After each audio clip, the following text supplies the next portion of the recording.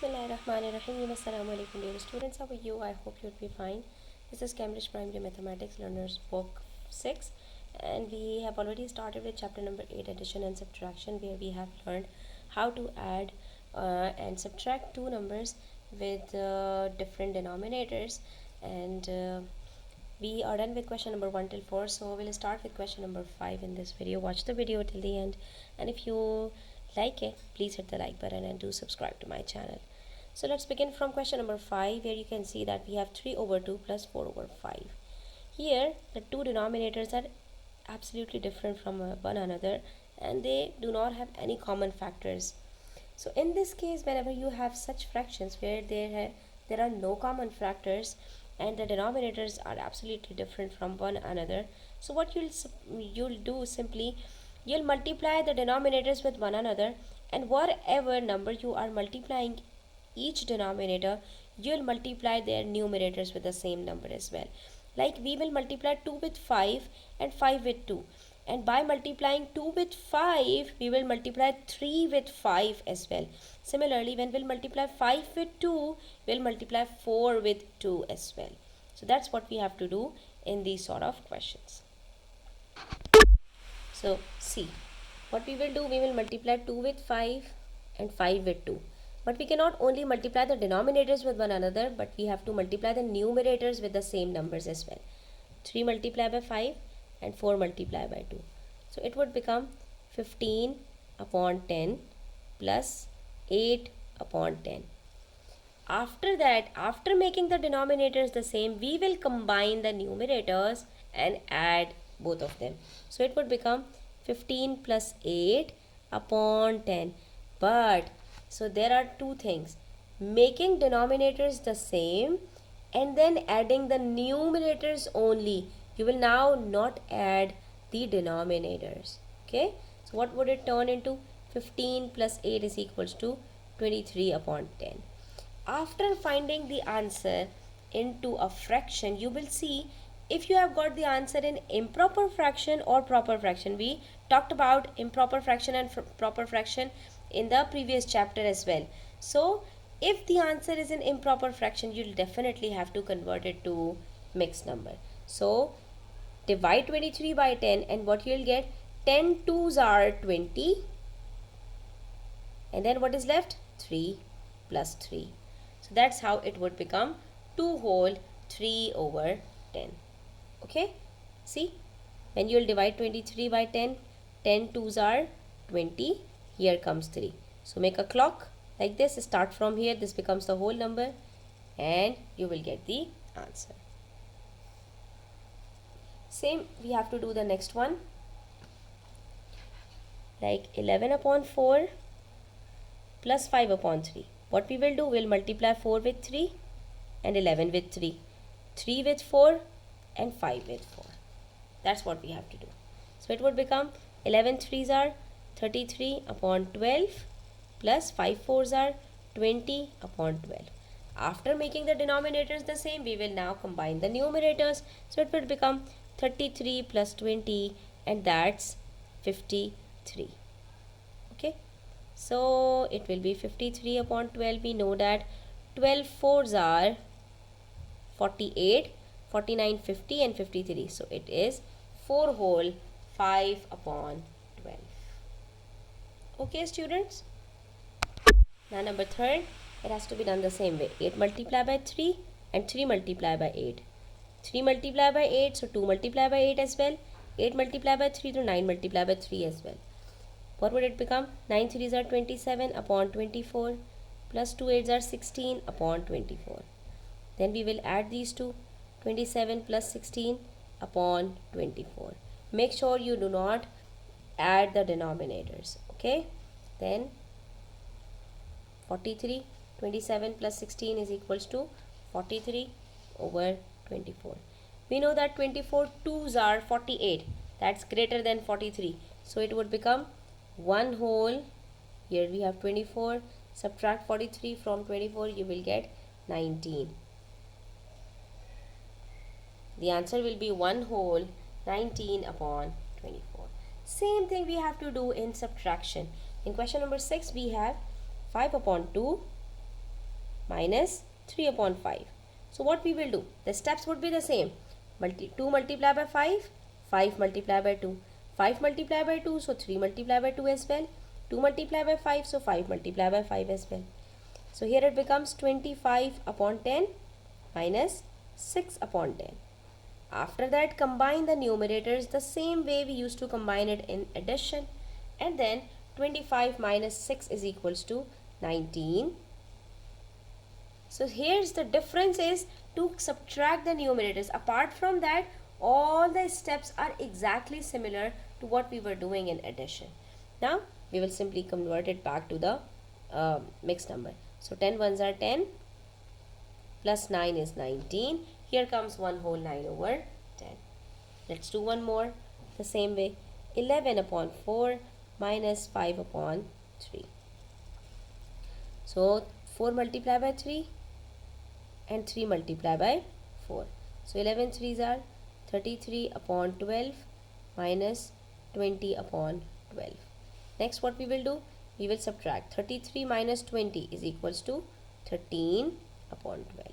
And 13 upon 12 is 12 ones are 12 plus 1 is 13. So that's how it becomes 1 whole 1 over 12. That's it.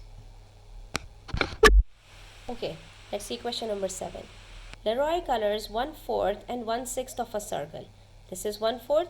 What he did first, he divided this circle into 4 equal parts. This is half, and he further made another half, and that's how it becomes 1/4. You can see that when you draw a circle and you draw 4 equal parts, you will have 1/4 of this sort. So he colored 1/4 with yellow, and then what he did, for the other half he divided it into 3 parts. That's how if you divide the other half into 3 parts as well, it would become 1/6. Each part would be 1/6. There would be 6 equal parts.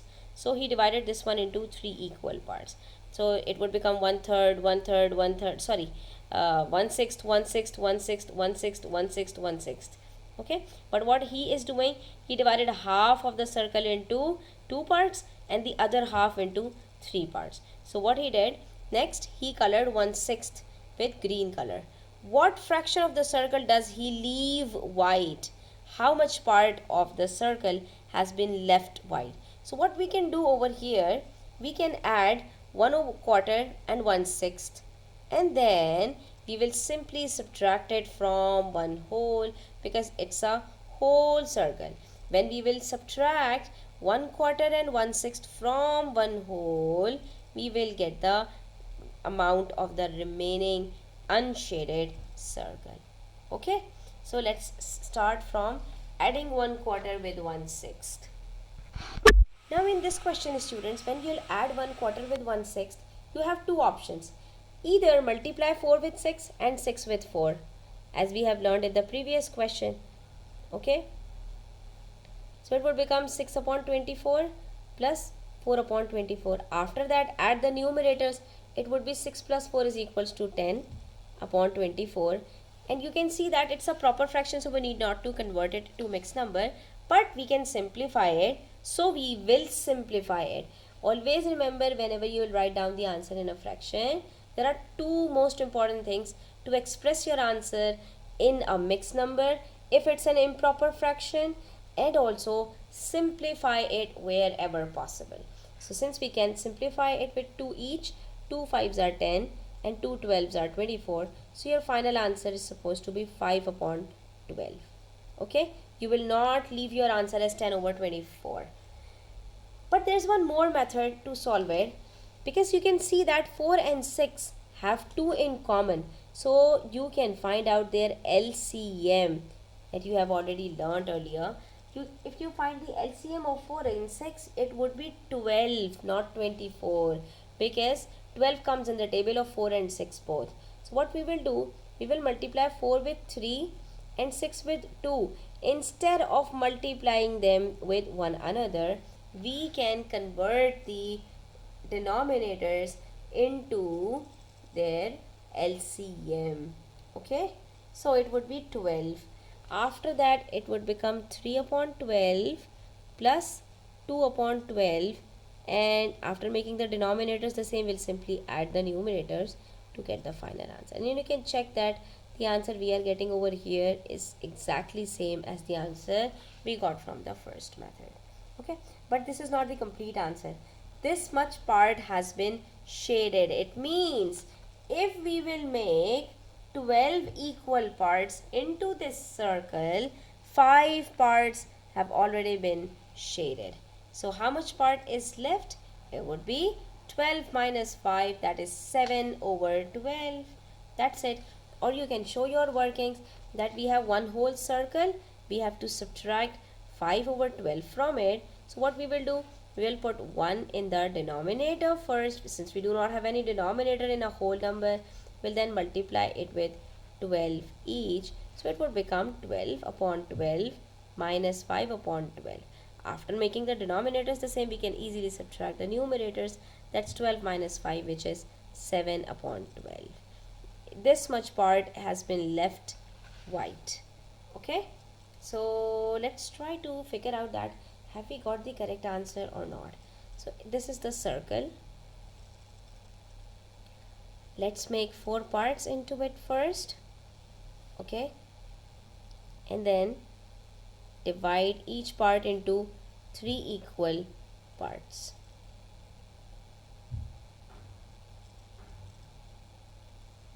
Okay, after that let's shade the original 1/4.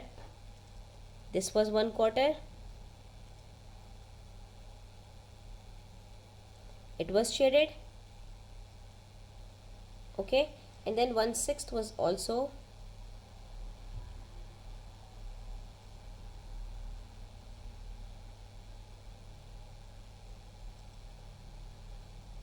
shaded.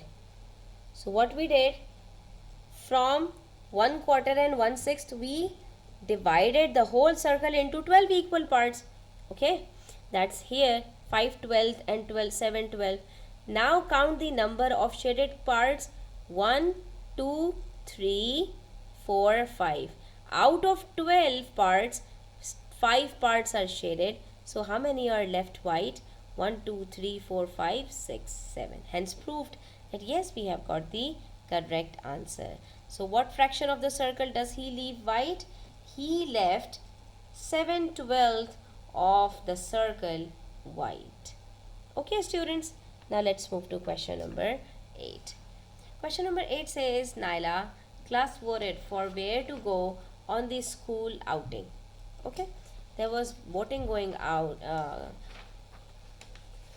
to find out that how many children want to go theme park, how many want to go to the zoo. So 3/4 of the class voted for the theme park and 2/9 of the class voted for the zoo. So let me show you what does it mean. It means that he divided the whole class into 4 equal parts. Okay, and out of 4,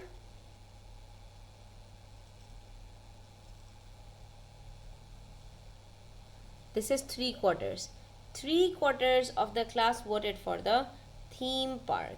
And then what he did, he divided the whole class into 9 equal parts. So we have already been divided the circle into 4 parts. Now we have to divide it into 9 equal parts. What we will do, we'll start from here. 1 2 3 4 5 6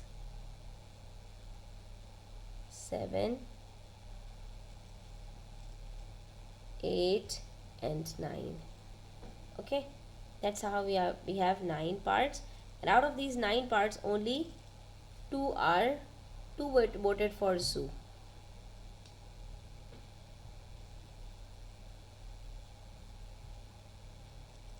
The rest of the class voted for a river trip. What fraction of the class voted for the river trip? So what we will do, we will simply add 3/4 with 2/9. Okay, 4 9s are 36 and 9 4s are 36. So it would become 27 upon 36 plus 8 upon 36. 27 plus 8 is equals to 35 upon 36. Like if we will divide the whole class into 36 parts, 35 children, if the class has, let's say, 36 children, this is the total. So if there are 36 children, out of 36, 35 voted for either theme park or the zoo. The rest of the class, how much of the class is left? Only 1 over 36. The rest of the class voted for a river trip. What fraction of the class voted for the river trip? What are we supposed to do for that? We will simply take one whole, because we are talking about the total number of children.